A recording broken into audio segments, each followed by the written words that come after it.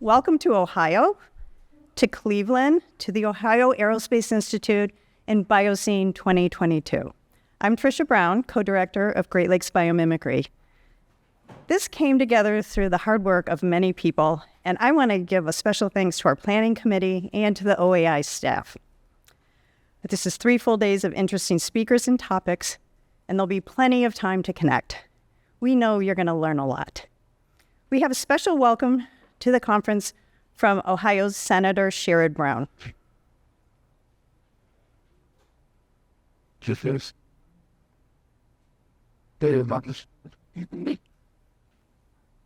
We do have a tape. And my last name is Brown, and we're not related, so it's not me. No surprises. I'm Sherrod Brown. It's a great privilege to serve the people of Ohio in the United States Senate. Thank you to Great Lakes Biomimicry, Ohio Aerospace Institute, and all of you here today in Cleveland for your important work in this space. Ohio always has been first in flight. The Wright brothers, Geraldine Locke, Ohio's over 24 astronauts. Whether it's our aerospace companies or the research at NASA Glenn or the innovative biomimicry work you're doing, scientists, researchers, skilled workers are driving our state's leadership in aerospace. A century ago, the Wright brothers took what they learned from the nature of bird flight to pioneer the world's first airplane. Great Lakes Biomimicry brings nature-inspired aerospace innovation full service and our full circle in our great state. There's no better place to research and develop and manufacture the future of transportation and aviation than right here in the state of Ohio. All of you make that possible with your fascinating work. Thank you so much. And thank you, Senator Brown. I'm happy to introduce Anthony Gillespie. Anthony's the Director of Technology-Based Economic Development at OAI, who graciously offered to pinch hit when John Sankovic, our CEO and President of OAI, couldn't be here. Anthony works at the intersection of innovation, technology, and economic development, which is the same crossroads Great Lakes Biomimicry traverses. Since Great Lakes Biomimicry merged with OAI, it's been great to have Anthony in our corner. He too understands that we can have a great economy and a healthy environment through thoughtful action. Please welcome Anthony Gillespie.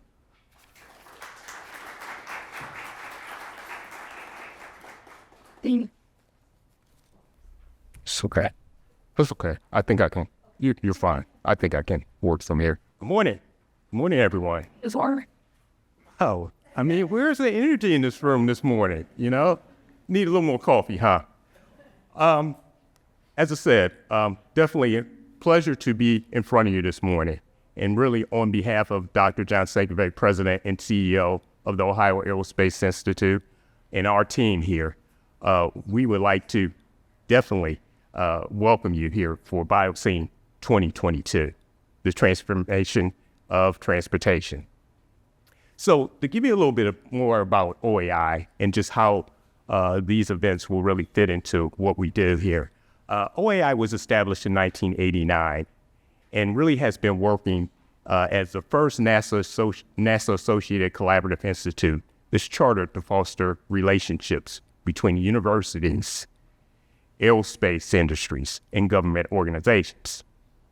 Our work is focused on 3 areas. One is aerospace research, where we do contract R&D work with federal agencies such as the Department of Defense. Really, when you think about Dayton, as far as Wright Air Force Lab down in Dayton, one of our anchor institutions in the state, NASA Glenn Research Center here in Cleveland, Ohio. And so we have a lot of researchers on team who assist and really work on government contracts from that area. Our second focal area is really focused along the lines of looking at education. We're a nonprofit organization. And really, as far as a lot of our work is looking at developing the next generation of leaders with respect to STEM education and workforce development. The third area is really where I get involved in a lot and working with the teams here as far as looking at tech-based economic development. How do we collaborate? How do we leverage technology? How do we take those innovations and move them into the marketplace to really drive economic benefit and societal benefit? So that's really where biomimicry plays a role. And as we look as far as today, you know, really, regardless of where you work, if you're working as far as on the supply side, as far as creating innovations that really could be leading to, the development of companies. Or maybe you're just doing research as far as on that supply side of things. Or you may be even on the demand side. You may be part of industry. You may be looking more at end users as far as customers. And how can you take those innovations to meet those needs? And then sometimes, we work in the middle. We work at that intersection. There's not really kind of clean delineation as far as where we work, but you may be translating those ideas there. So for Biocene 2022, we're really here today to advance the thinking on what aerospace and all of transportation could be. How to redesign if transportation could serve a wider community. Needs related to equity, access, climate change. Those are just some of the areas that we're looking at. And lastly, we're also looking at how to promote innovation inspired by nature as a tool to support innovation in the private sector. So some of you all, this may be your first experience here. For others, then, hey, you've been at our events before. And we're hoping over the next couple of days that you learn something new, regardless of where you sit. And we hope, as far as you also find some partners to collaborate as far as over these next few days. And most of all, we hope that you're inspired. So in closing, I hope you enjoy these next 2 days that we have set up for you. We have a lot of exciting speakers.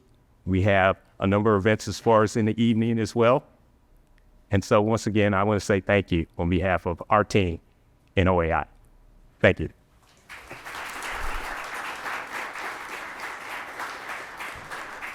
Great. Thank you, Anthony. So just, a personal welcome and note from me. I'm glad to be on this journey with you. The uniqueness of this conference is something that inspires me, and we hope that each one of you feels the same way by Friday. The planning for this started in November, and if you remember way back then, before we even knew what Omicron was, and now it's of distant memory, there's been many challenges, but it is gratifying to see it come together both in person and virtual. So I want to say hello to all of our virtual attendees. They're from all over the United States and also Germany, the UK, Canada, Mexico, Greece, and Trinidad and Tobago. So welcome to them.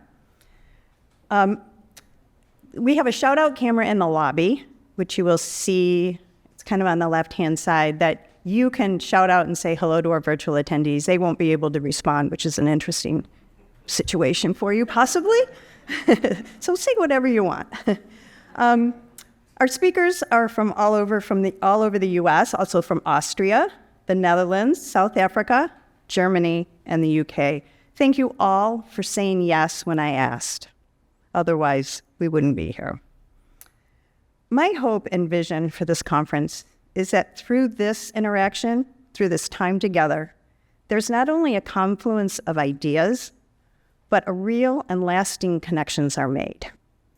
Through the time spent, we'll find ways to move the transformation of transportation just past a collection of cool ideas and bridge them to equitable access, regenerative systems, in ways that have economic development and a healthy environment. And now, the other half of the Great Lakes Biomimicry co-directorship, Carol Thaler. Hey, everybody. I'm feeling really tall. Our tech guys call these half apple carts, so I'm standing up here. Thanks for coming. I like Anthony mentioned, I totally believe that through biomimicry, we can have a healthy economy and a healthy environment all at the same time. So glad to hear you say that. So a little bit about Great Lakes Biomimicry. We began in 2010.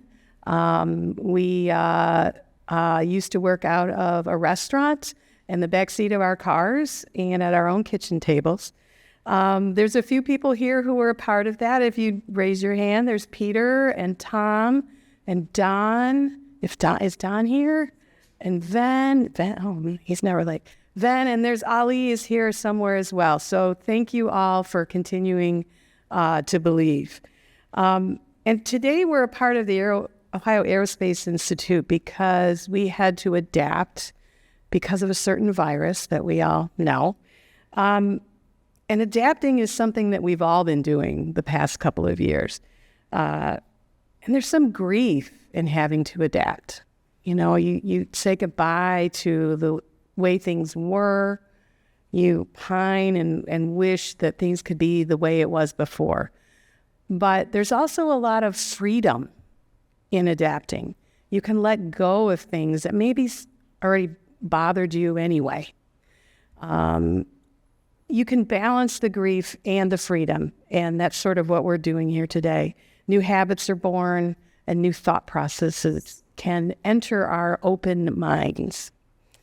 So I have an old boss who used to tell us that we are all designers. And I want to pay that advice forward to you today. We're all designers. And now it doesn't mean that we're going to be sitting with a paintbrush or a pen at a drafting table. Remember those? Or sitting, in front of a computer with AutoCAD or InDesign. In our context, it means that we're going to put new ideas that have never been put together before. We can design new projects and create new partnerships. We can learn something new and take it away to apply it to exactly what you're going to be doing on Monday morning when you're done. So it is something that we can do together. Now, transportation touches every bit of our lives. We all use transportation to get here. Everything we need and use comes to us by transportation. But the transportation system isn't perfect. We could probably all use a lot less greenhouse gas emissions. We could probably use some new materials. And where are those ideas going to come from? We'd like to have more choice. Especially there's underserved areas that are underserved because of decisions that were made. It's not rocket science, and I'm sorry if there's any rocket scientists here in the room. There might be. It's not rocket sciences. Public policy is how we can change, and transportation is one tool that we have. Okay, so first off, we are going to go through some housekeeping issues, some details that you all need to know about as we go. And I am going to change things up here a bit, Trisha and Craig. After I am done, I'd like to open these mics, and if anybody wants to share anything or ask a question, be ready. Feel free. We're going to have a little bit of time to do that. So if you haven't found the restrooms yet, there's one that's around back here, and then there's one down the center of the building a little bit over to the left. So there's no eating or drinking in the forum. I'm going to personally try not to break that rule because I'd really love to have a glass of water right now. There's great presentations lined up. And so note that we're not going to be reading the bios before each person talks.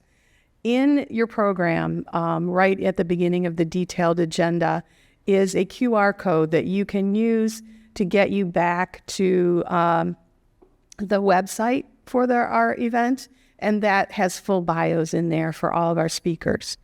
The Wi-Fi to use is called OAI Brook Park, and that should help you get to where you need to be on the internet. There's going to be questions and answers after each presentation. And Britt Corsi, she's going to be monitoring the questions that come through chat from our virtual audience. So virtual attendees, you will be in the room as well. So you'll notice that there's no formal breaks. As with so much today, we're trying something new. So especially in the world of online and in-person audiences.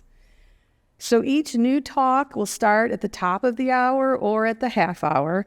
And there'll always be 15 minutes, maybe 20 minutes for conversation and for downtime. Because of our online audience, out of respect to them, we want to start everything right on time. And so unlike other conferences where you got messages, there's going to be a downtime. So use that time to jot some notes down in your program That will be very useful to you as you go into the wrap-up at the end of Friday. You might want to just have those notes before you to help you get your ideas into the room. There's going to be beverages all day. Note that the cups are compostable, and there's a couple of compost trash cans. Is that the way you say it? Oh, everything's compostable. Okay. So note where you're getting rid of something if you're here in the room. Today, lunch is going to be from 12:30 to 1:30. When it's time to head back to the room, we'll let you know. We don't know exactly how yet, so it'll be a little bit of a surprise. And then Friday, we have a Lutheran ministry food truck that's coming, and they help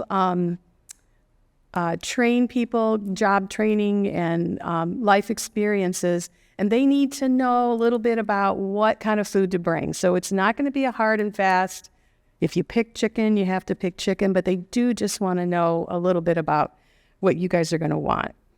And if you're a speaker, as your time starts to get close, if you could sit over here to the right of me, to the left of you.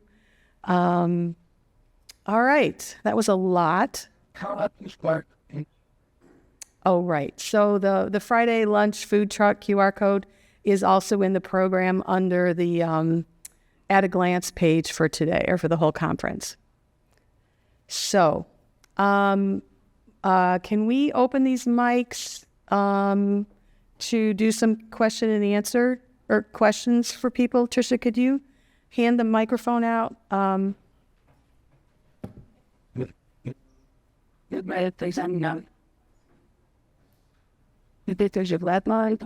don't know. So they're on? Okay. Anybody have a question about the housekeeping issues? Anybody have a question or a comment about the whole event? We'd love to hear from you. Please. Everybody's quiet. Early yet. Yeah, it's really early. Oh, I see someone. Oh, Diane's got over to, geez, can you tell well, this is brand new? Yeah. I never knew I have to produce a news program. Add that to the list on the resume. Do you guys have a total participant number? Trisha, you want to take that? Right. So in person is somewhere high 70s, maybe as much as 80. It kind of depends. Some people registered in person and then needed to switch virtually for part of the time or all of the time. And virtually, oh gosh, that number just like skyrocketed the other day. I think virtually is like around 50, 55. And then what's been like the past year's numbers? So the history of this is it started in 2016, and it was really kind of more of it's when we were not associated with OAI, and it was OAI and NASA driven, and we just kind of jumped in to help to bring a biomimicry flavor. I honestly don't remember what the numbers were. That was a long time ago. And then 17, we did it in person, and 18. So 16, 17, 18 were all in person. I think by 18, the in-person number was maybe as high as 100, maybe 120. There was no online. Like, no one did that back then. It seems like ancient history, right? And then in 2019 and 20, NASA did it on site, and that was smaller, and it was more concentrated and focused than this. So this is really the rebirth from what we did in 2018. It was an interesting dynamic. It's like both sides of it were sort of pandemic influence. So there's the in-person, and some people still, frankly, aren't comfortable with it. And so they would be like, all right, I'm doing online. There's other people who are like, are you kidding me? 3 days of online? No way. So I think there was a little bit on both sides. And so, we'll process this after we're done and see where we go next. I personally think that the in-person is a really important part of experiencing the whole event. I hope the online people get a rich experience. It's our hope. We tried really, really hard. So we're like as Carol said, we're adapting. It's a work in progress. So and I do have to say that the folks at NASA Glenn and their leadership there put together a smaller events in 19 and 20. So we have continued on throughout the last few years. Awesome. Thank you. Any other questions, comments? Anybody have a comment? All right, everybody's sitting. All right, we're not going to take any comments today right now, but please feel free. We want you guys to experience this as a relaxed discussion and not a lot of throwing information at you. So be ready. We want to engage you. All the speakers want to engage you. And I think that's about it for now. Now, here's an example of we're going to have 6 minutes till Billy Allman comes up. So if you need a last-minute restroom break or to go out and make a call, this is your time. To our online folks, we'll be back at 9:30.